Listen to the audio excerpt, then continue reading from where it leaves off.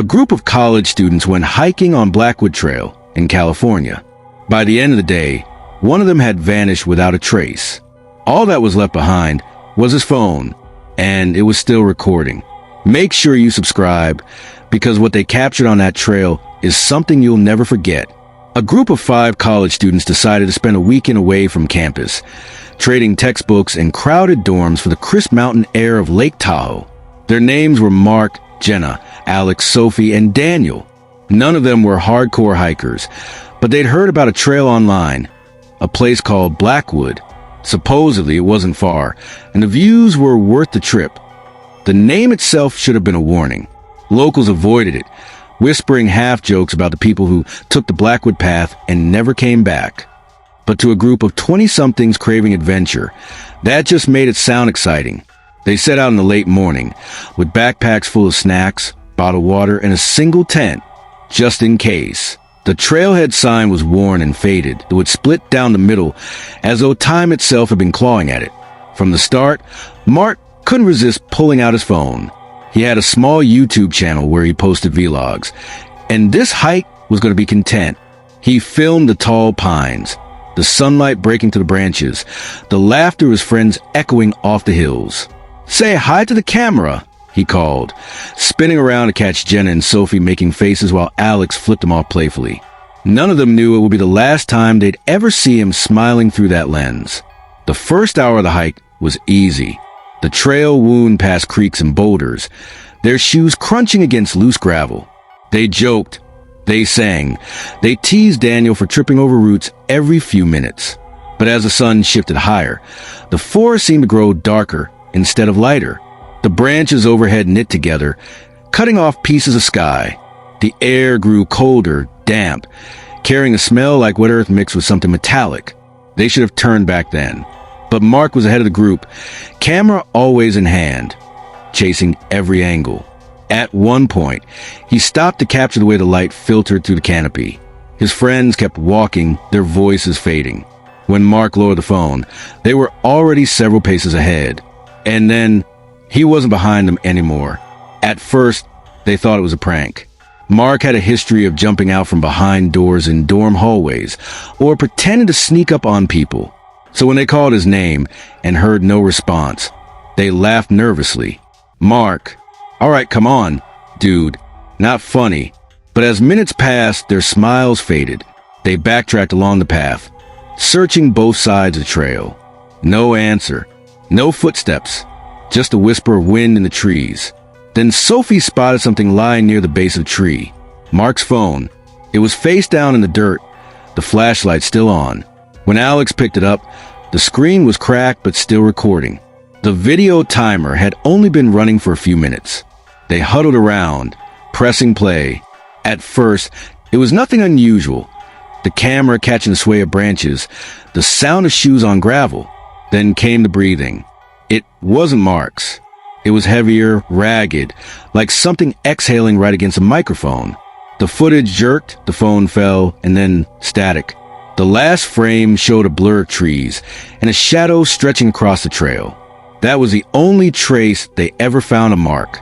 And it was only the beginning of what the group would experience on Blackwood Trail. At first, they stood in a tight circle around the phone, no one daring to touch it again. The forest pressed in close, the air strangely heavy, as if the trees themselves were waiting for their reaction. Daniel broke the silence. This is a joke, right? He probably dropped it on purpose. He's hiding, waiting for us to freak out. But Jenna shook her head. Her face had gone pale. "You didn't hear that breathing on the recording? That wasn't him. I know Mark's voice." Alex tried to keep calm, though his hands were trembling. Maybe it was just interference. Wind on the mic. You know how these things sound weird sometimes. Still, the explanation didn't sit right. The 4 of them began calling his name louder now, their voices echoing down the trail. "Mark, hey, come on, dude, enough." No answer. They searched for an hour, breaking into pairs. Sophie and Daniel went left, deeper into the woods, while Alex and Jenna backtracked toward the trailhead. The deeper they went, the more wrong everything felt. The forest seemed to shift when they weren't looking, familiar landmarks disappearing. Sophie swore they passed the same hollow tree twice, even though they hadn't turned around. "Daniel," she whispered, "I don't like this. We should wait back at the trail entrance and call for help." Daniel, try and mask his fear, forced a chuckle. "He's probably laughing his ass off somewhere. When we find him, I'm gonna kill him." But when he said it, his voice cracked. Meanwhile, Alex and Jenna retraced their steps, searching every corner of the trail they'd walked earlier. Jenna's hand shook as she held Mark's phone against her chest. The cracked screen kept flickering as if the battery was dying, but no matter what she did, it refused to power off completely. "Alex," she said quietly, "doesn't this place feel wrong?" He didn't answer at first. He was staring at the tree line, frozen. "What?" Jenna pressed. Alex swallowed hard. "I thought I saw someone, just for a second, between the trees." Jenna whipped around, scanning the shadows. Nothing, just rows of dark trunks and tangled brush. But Alex swore he had seen a figure, standing unnaturally still, almost blending with the trees. And it wasn't Mark. The shape was too tall. By dusk, all four regrouped at the place where they'd first found the phone. Tension was written on every face. Mark hadn't come back. Daniel cursed under his breath. "He's gone. He's actually gone." Sophie was trembling.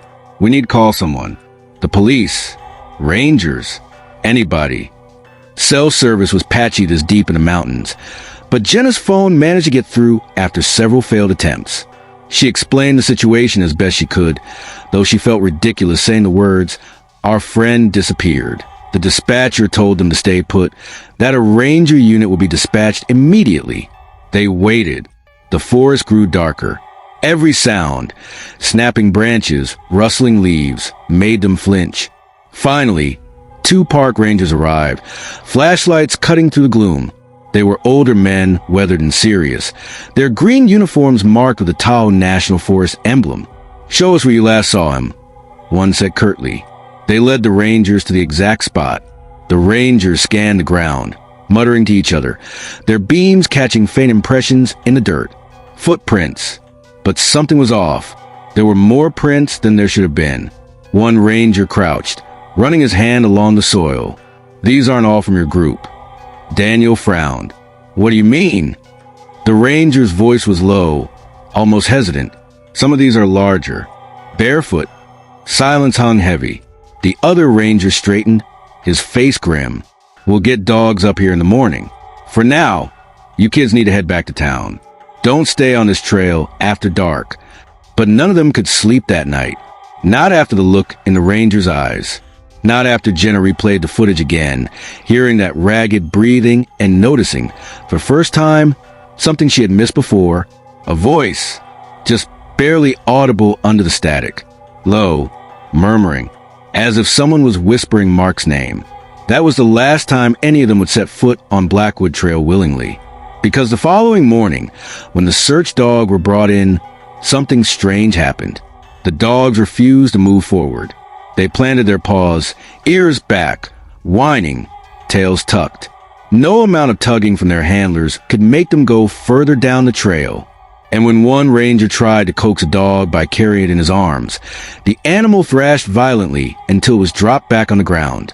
Then it bolted back toward the road, howling. That was when the locals started whispering the same name the rangers had avoided saying out loud. The Hollow Ones.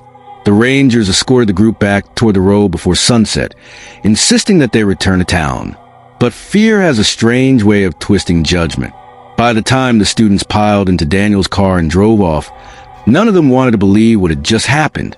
"It's a search and rescue job now," one ranger had told them flatly. "You kids did the right thing calling it in, but don't go back out there. Ever." Still, back at the small motel where they rented 2 adjoining rooms, no one could shake the same thought. We can't just leave him out there. Mark wasn't some stranger. He was their best friend, their classmate, the one who made dumb jokes and filmed everything for his channel. To sit safely inside a warm motel room while he was possibly lost in the freezing woods? None of them could stomach it. By 9 p.m., after hours of pacing, arguing, and second-guessing, they decided to return. "We'll just camp one night," Alex said. His voice was steady, but his hands were tight around his backpack straps. The Rangers will search during the day. If Mark finds his way back to the trail, he'll need us there." No one argued, though Sophie's eyes were full of dread. They returned to Blackwood under moonlight. The trailhead looked different at night. The wooden sign loomed like a crooked warning, and the entrance gaped like a mouth swallowing the light from their flashlights. The hike, it was tense. Every branch snap underfoot echoed too loudly. Every distant hoot or rustle made them freeze. But eventually, they found the clearing where they'd last stood with the Rangers. There, beneath the twisted trees, they pitched their tent, a flimsy nylon shell against a vast, black wilderness. Inside, they huddled close, their flashlights propped up to push shadows into the corners. No one wanted to sleep. Jenna sat with Mark's cracked phone in her lap, replaying the recording again and again. Each time, she caught something new, a faint shuffle in the leaves, a sharp inhale between the heavy breaths, that whispered syllable at the very end that still sounded like Mark. She finally shut it off and whispered, "Something was there with him. I'm sure of it." The others stayed silent, because deep down they believed it too.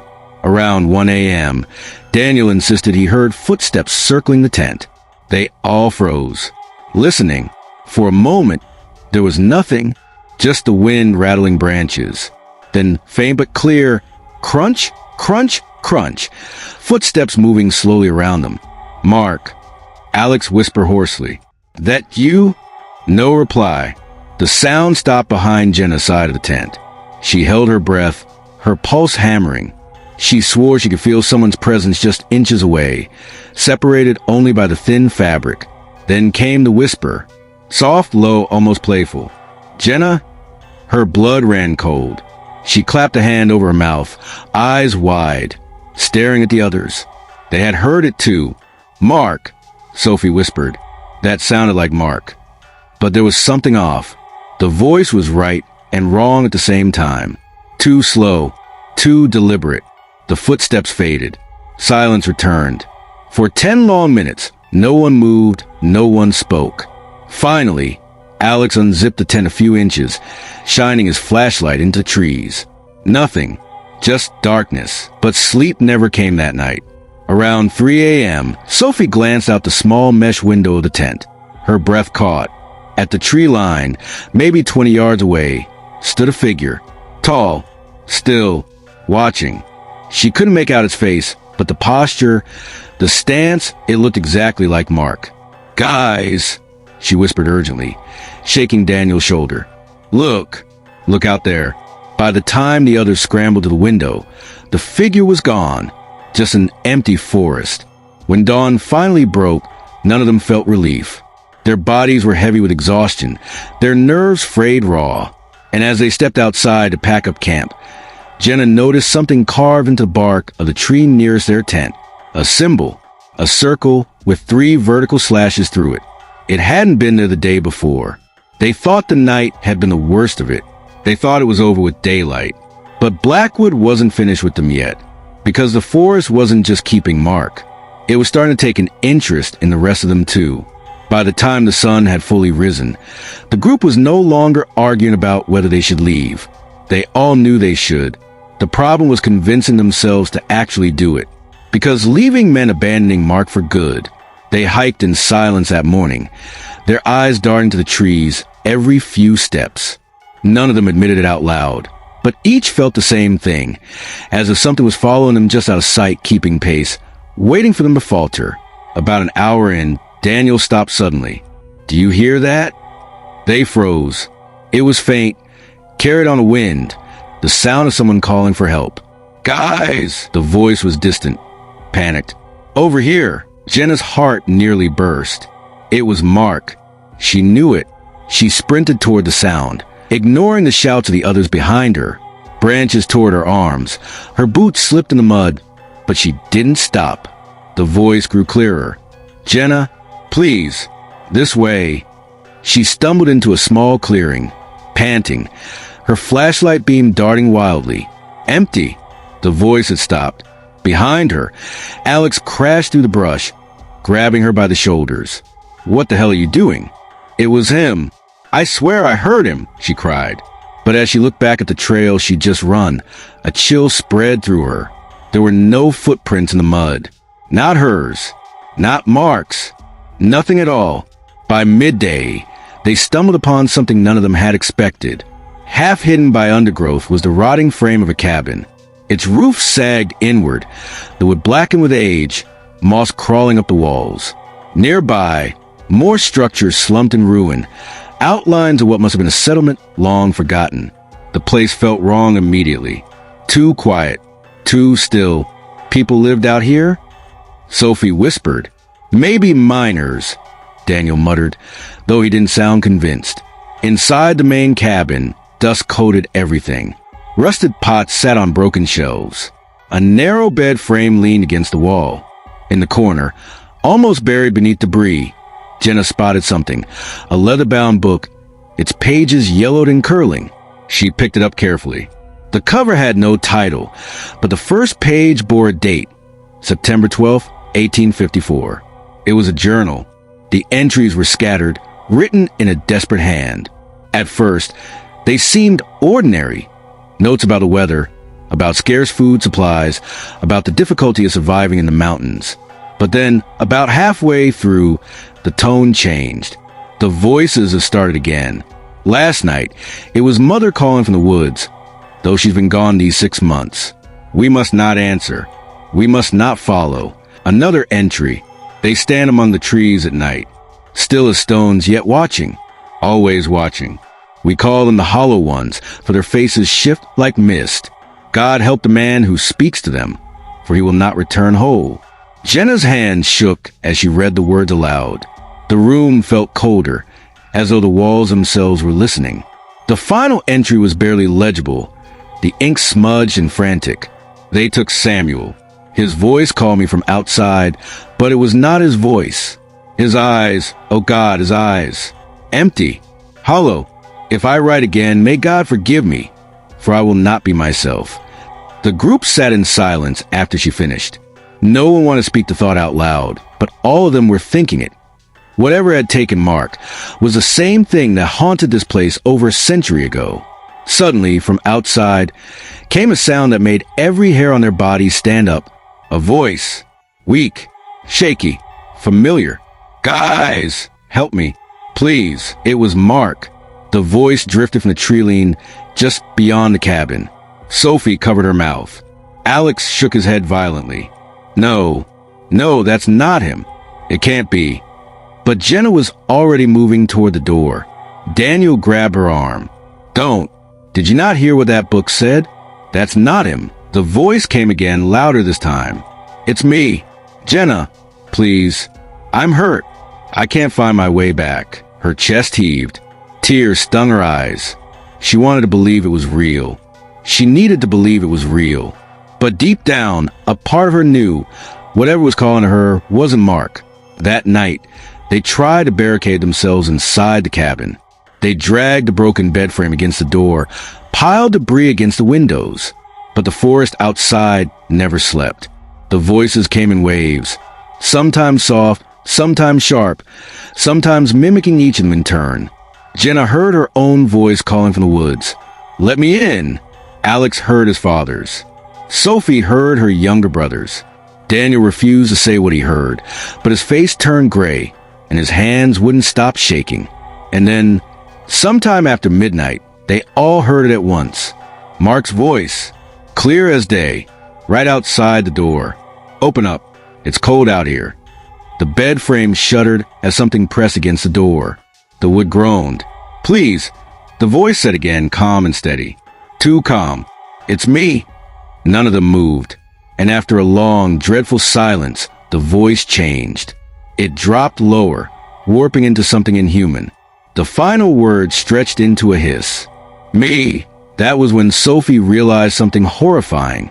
The voices didn't just sound like their loved ones. They sounded like they were learning. Like each attempt was getting closer, more accurate, practicing. None of them slept that night. They sat huddled in the ruined cabin, backs pressed to the walls, listening as a forest whispered their names. Sometimes the voices were far away. Sometimes they were right outside the windows. And sometimes, terrifyingly, they came from inside the room, from the darkest corners where their flashlight beams couldn't quite reach. Every time one of them spoke, the voices outside seemed to echo it back seconds later, like a cruel imitation. When Jenna whispered, "We have to get out of here," the forest repeated it. Her exact words, her exact tone, just beyond the rotting door. Alex finally snapped. He yanked the barricade aside and shouted into the night, "What do you want from us?" The answer came immediately in his own voice. "You." By dawn, they were too exhausted to fight anymore. Their eyes were bloodshot, nerves shredded. When the faint gray light of morning finally seeped through the cracks in the cabin, they thought maybe they'd survived the worst. But when they stepped outside, they saw it. All around the clearing, in the dirt, were footprints. Dozens of them. Some small, some impossibly large. All barefoot. They circled the cabin completely, closing in as if something had been pacing around them all night. And every single print stopped just short of the walls, like a ring of predators waiting for the kill.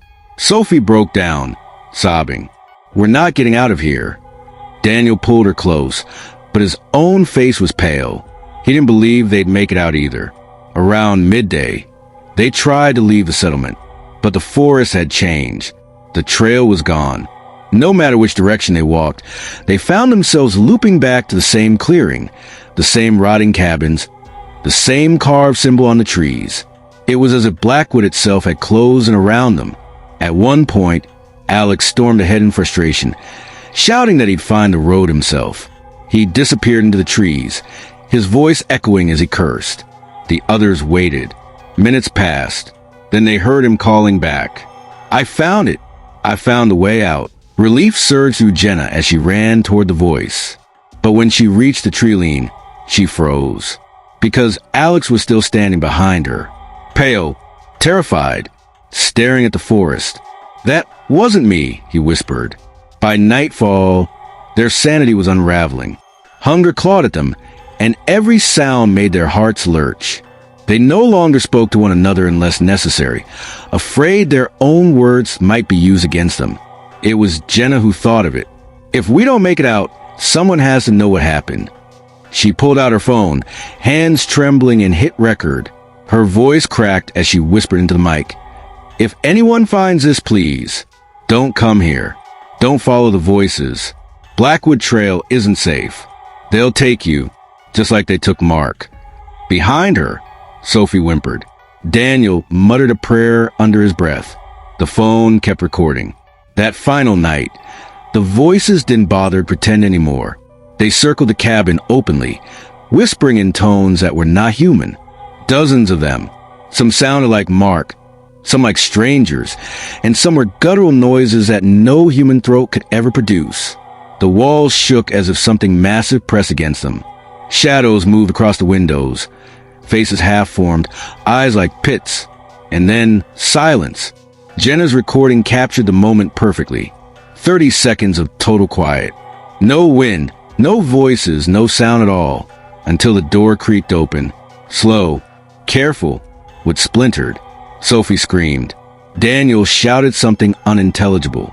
The last clear sound on the recording was Jenna sobbing. "Please don't." Then static. Days later, search teams found a cabin. Inside, there was no sign of the 4 students. Just their backpacks, their sleeping bags, and a single phone lying in the dirt. The battery was dead, but the file was still there. A 23-minute recording of their final night. The Rangers never released it to the public, but locals still whisper that if you hike Blackwood Trail late at night, you will hear them, faint voices in the trees, calling your name.